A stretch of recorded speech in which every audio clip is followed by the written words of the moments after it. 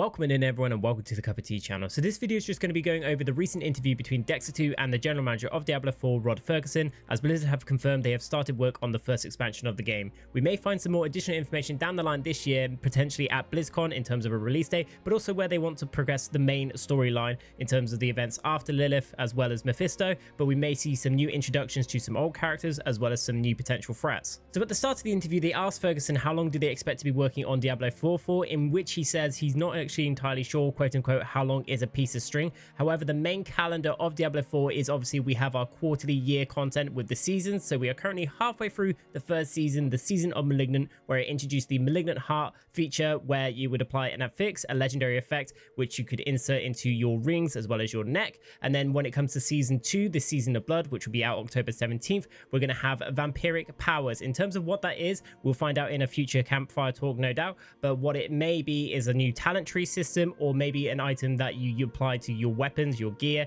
Potentially we'll find out in the future. But then we are left with 2 more seasons after that, so every 3 months we'll have a new season. And then the main aspect of what this whole video is about is obviously the annual expansions. So very similar to the Diablo 2, the Lord of Destruction, as well as Diablo 3, the Reaper of Souls, we'll have another expansion the following year. This may introduce a new character class potentially, but also some new elements in terms of story narrative, what happens after the events that have unfolded at the base of Diablo 4, what will happen to Lilith if she may make a return, no doubt. There has been speculation that we may come across Lilith's brother due to a clue within the Necromancer's armor, which I did find on our social media group. So here's the image that I found online. Unfortunately, there was no name given in the post, so I cannot give credit to who came up with this theory, but I thought it would be very interesting to include with this video. So as you can see with the Necromancer cosmetic, a lot of the features on the skull relate to Lucian, which was Lilith's brother. We may see him in the future of Diablo 4. I don't think as a seasonal enemy, but most potentially a expansion enemy, just due to the importance and relation to Lilith. And relating to the subject as well, at the end of the credits of Diablo 4 we do receive this quick image here as a clue as what is the next potential threat of the game.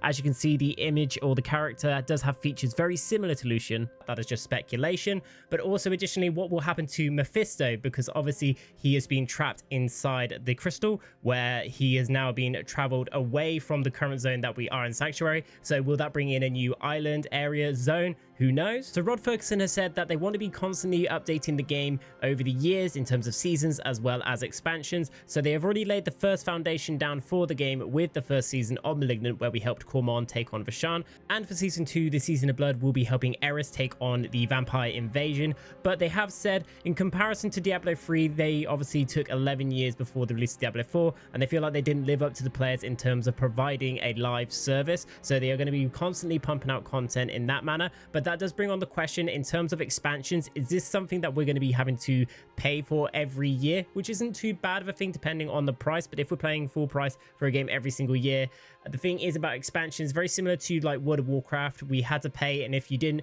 you would miss out on that content. You were basically gatekeeped into being stuck if you did not actually have that expansion.